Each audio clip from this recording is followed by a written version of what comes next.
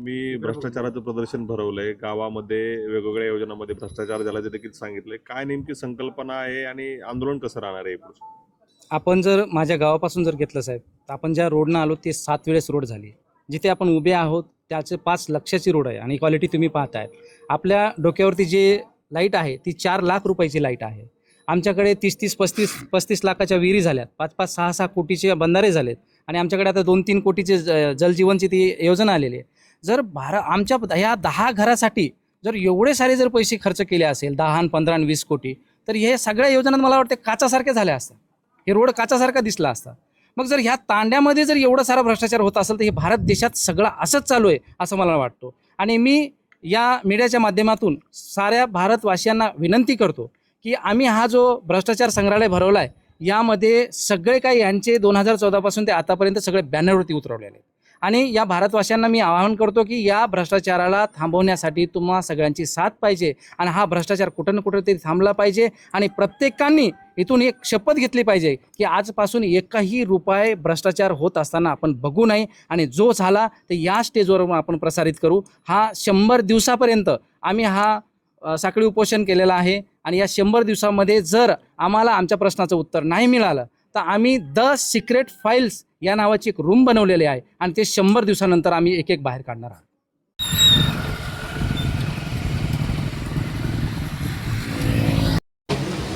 आता यामध्ये सर्वप्रथम आम्ही जो इथून उठाव घेतलाय तो फक्त आणि फक्त भ्रष्टाचार कसा समोर येईल आणि त्याच्यावरती आम्ही कशा पद्धतीने काम करू आणि आमच्या या भारत देशाला भ्रष्टाचारापासून कसा मुक्त करू हाच आमचा पहिला उद्देश आहे. भ्रष्टाचारमुक्त पार्टीचा जे आपण स्थापन केलेली आहे कधी स्थापन केलेली याचा पुढे उद्देश काय आहे?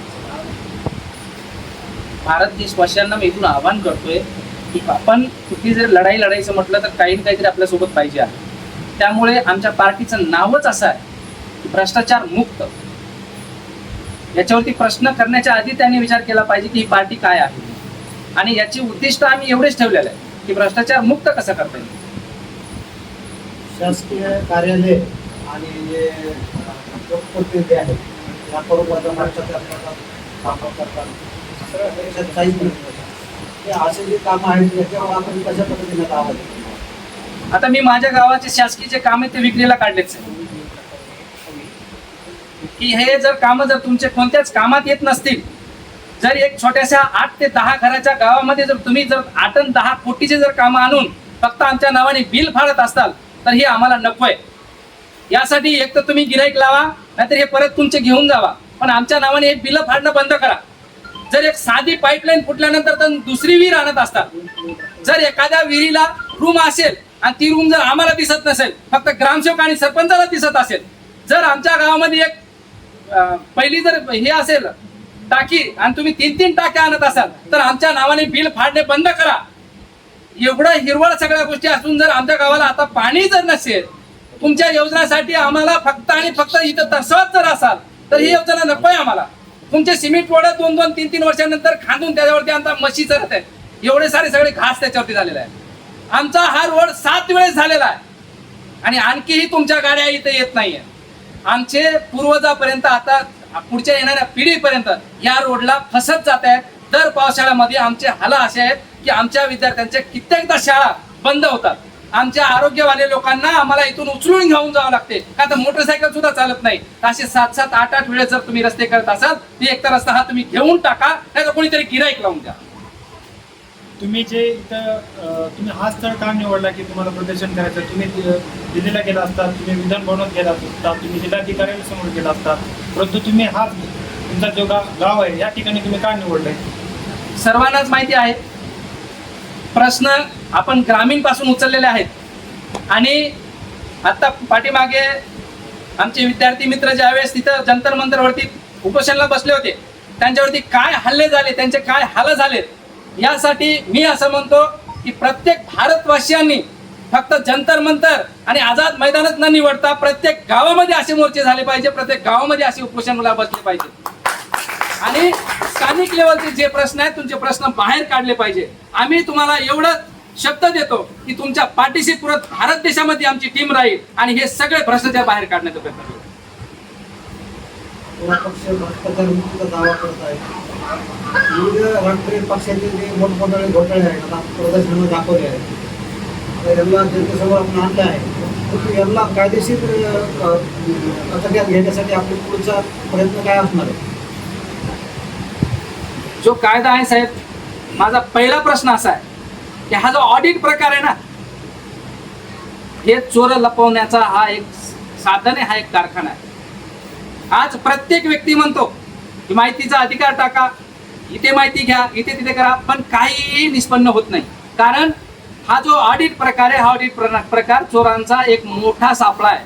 यामुळे आम्ही असं म्हणतो, जे मी विक्रीला ज्या गोष्टी काढलेल्या आहेत त्या गोष्टी आज आपण सर्वजणांनाच माहिती आहे, या भारत देशामध्ये जवळपास 50 ते 55% टक्केवारी जाते.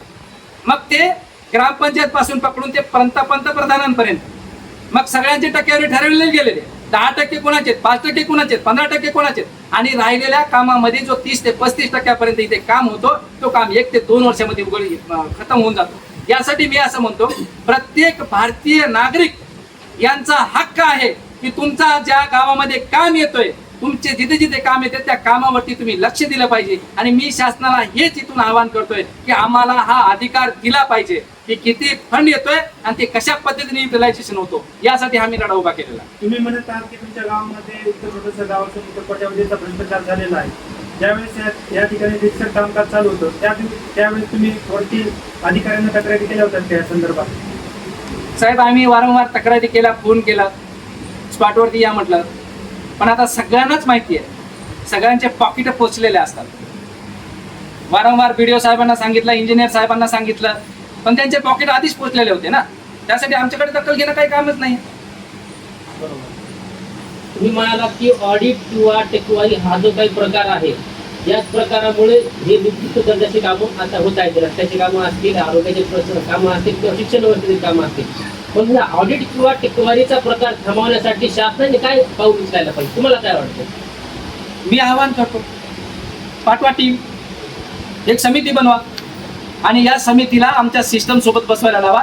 जर 100 दिवसामध्ये भारतातला पूर्ण हा ऑडिट जो प्रकार आहे आणि या भारतातला जो भ्रष्टाचार आहे ना, तो जर नाही थांबला तर चौराईत नेऊन आमचं मुंडकं कापून टाक. दिल्लीमध्ये एका मंत्र्याचा राजीनामा घेण्यासाठी सलग 25 दिवस आंदोलन करावं लागलं, उपोषण करावं लागलं. शासनाने 25 दिवसानंतर पावले उचलली. तुम्हाला काय वाटतं, तुम्ही खेडेगावामध्ये उपोषण करताय, हे असं प्रदर्शन भरवताय, तुमचं शासन 100 दिवसामध्ये ऐकल का? तुम्हाला काय वाटतं? हेच तर चुकीचं वाटतं ना मला हेच चुकीचं वाटतं की ज्या लोकांना आपण निवडून आणून देतो त्याच लोकांना राजीनामा घेण्यासाठी त्यांच्याच पाया पडायला लागतात. मी असं म्हणतो की या भारतवासियांना हीच गोष्ट कळाली पाहिजे की हे लोक आपले नौकर आहेत आणि या नौकरांकडनंच तुम्ही अधिकार मागताय, त्यांचे राजीनामा मागताय, मग ते कसे देतील? यासाठी भारतवासियांना मी हेच सांगतो की हा अधिकार आपला आहे की कुणाला ठेवायचंय आणि कुणाला काढायचंय. तुम्ही आज या खेडेगावामध्ये आज एक भव्य प्रदर्शन भरवलेलं आहे भ्रष्टाचाराच्या विरोधामध्ये.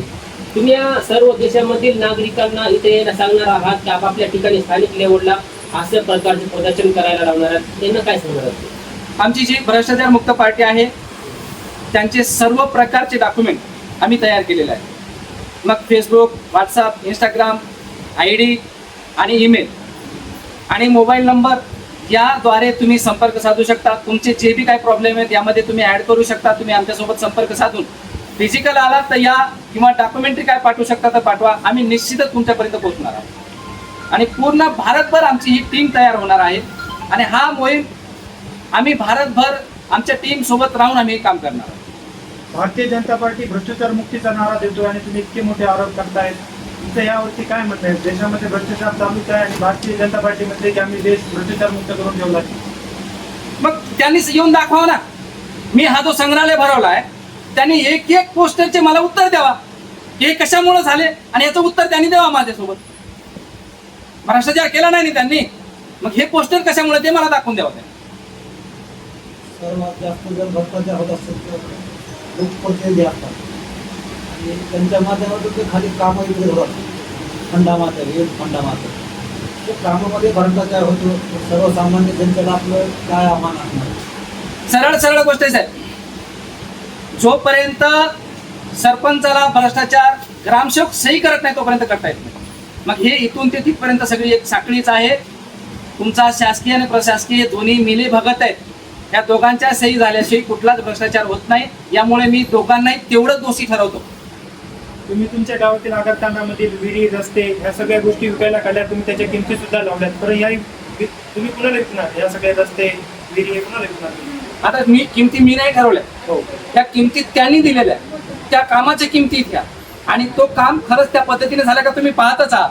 मी असं म्हणतो हे काम आम्हाला नको, हे कोणत्या कामात आमच्या पडत नाही. एक तर गिराईक तुम्ही शोधून द्या, नाही तर तुम्ही घेऊन टाका.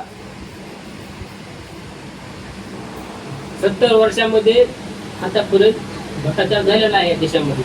वेगवेगळ्या सरकार आलेलं आहे, गेलेलं आहे. मग तुमचं हे बीजेपीवरच तुमचा अंकुश आहे का अगोदरच्या सरकारवर तुमचा अंकुश आहे? तुम्हाला काय वाटते, बीजेपीनेच भ्रष्टाचार केला, काँग्रेसने पण भ्रष्टाचार केला? कारण इथं मी पाहिलं या प्रदर्शनामध्ये फक्त बीजेपीच्या विरोधामध्ये एक बॅनरबाजी आहे. काँग्रेससाठी काय, काँग्रेसने आतापर्यंत भ्रष्टाचार केला का नाही? आमचा नाराज ही आहे, पहले अंग्रेजों ने लुटा, फिर आई काँग्रेस, अब चल रही है बीजेपी की मनमानी. आम्हाला कोणत्याच पक्षाशी काहीही घेणं देणं नाही आहे. आमचं एकच आहे, आमचा भारत देश हा भ्रष्टाचार मुक्त झाला पाहिजे. आणि बीजेपी तर नेहमी दरवर्षी निवडणूक लागली की ते म्हणते आजचे दिनचे नागरिकांना स्वप्न दाखवते.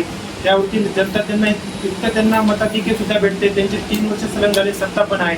आणि परत राम मंदिर सारखं इतकं मोठे तिथे गल्ला चोरी झाली, त्याच्यावरती तुमचं काय म्हणणं आहे? निश्चितच मी तुमच्या माध्यमातून बीजेपीचे आमचे माननीय नरेंद्र मोदीजी आणि मुख्यमंत्री देवेंद्र फडणवीसजी यांना तुमचं जर ते खरेदी विक्री केंद्र जर झालं असेल, आमदार आणि खासदार खरेदी विक्रीचं जर काम तुमचं जर निपटलं असेल, तर थोडंसं हे भ्रष्टाचार व्हायला लागलं, त्याच्याकडे लक्ष द्या.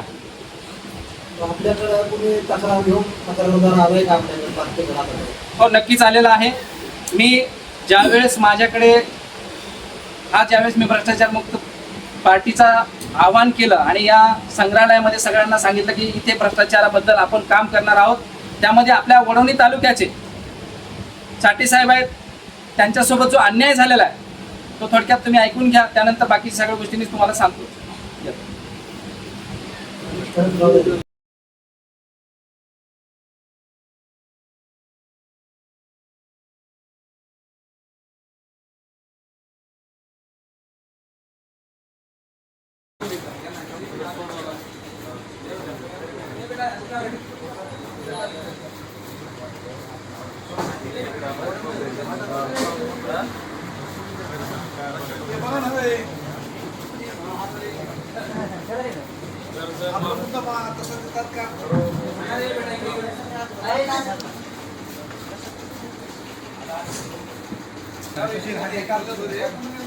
का